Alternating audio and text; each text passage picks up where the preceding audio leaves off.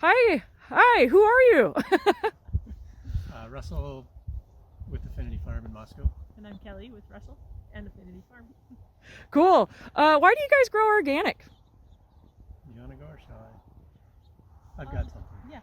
Okay, so we've basically always grown organically, but we didn't certify organic until I don't know how many 4 years years ago. ago, something like that. And we got motivated because up until that point we were only selling directly in our local market. And then when we wanted to start selling large quantities of garlic and seeds outside of our area, we felt like it would be worth certifying organic. Mm-hmm. Yeah. Yeah, so that's what led And it us has down been. the We get better organic path. prices for organic. Mm-hmm. Yeah. It's opened up marketing opportunities for us. Mm-hmm. And the only thing that really changed was that we started keeping better records in order to comply. And Yeah, our practices didn't change. So what is it about the practices of organics that gets you excited? Like, why do you do that? Why don't you just dump chemicals all over the ground or whatever? However the other folks do it. to me, that's hard to even. It's going to be on the right side of history. I mean, Mm-hmm. chemical agriculture, it doesn't work, and it's not going to work into the future. Yeah, it's never even It's never worked. been a consideration of ours to do it differently.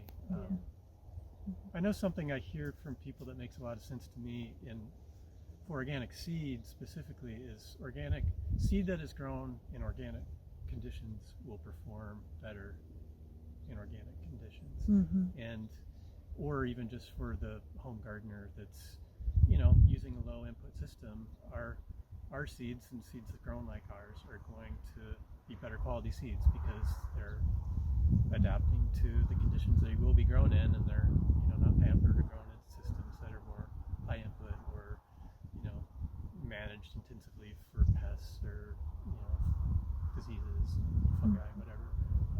Our plants have to evolve and adapt and continue to change. Well, why do you love growing seed for Snake River Seed Co-op? Your turn. Well, it's an amazing thing to engage in that process, and like I've said in the past in different conversations with you, Casey, to do the whole circle is really pretty profound, and then we see huge changes in adaptation. And because it's amazing to sell seeds to gardeners, we get gardeners coming back to us saying how much better their plants are doing than the seeds they bought from other companies, and that feels so empowering. For the local food system and gardeners and farmers all over.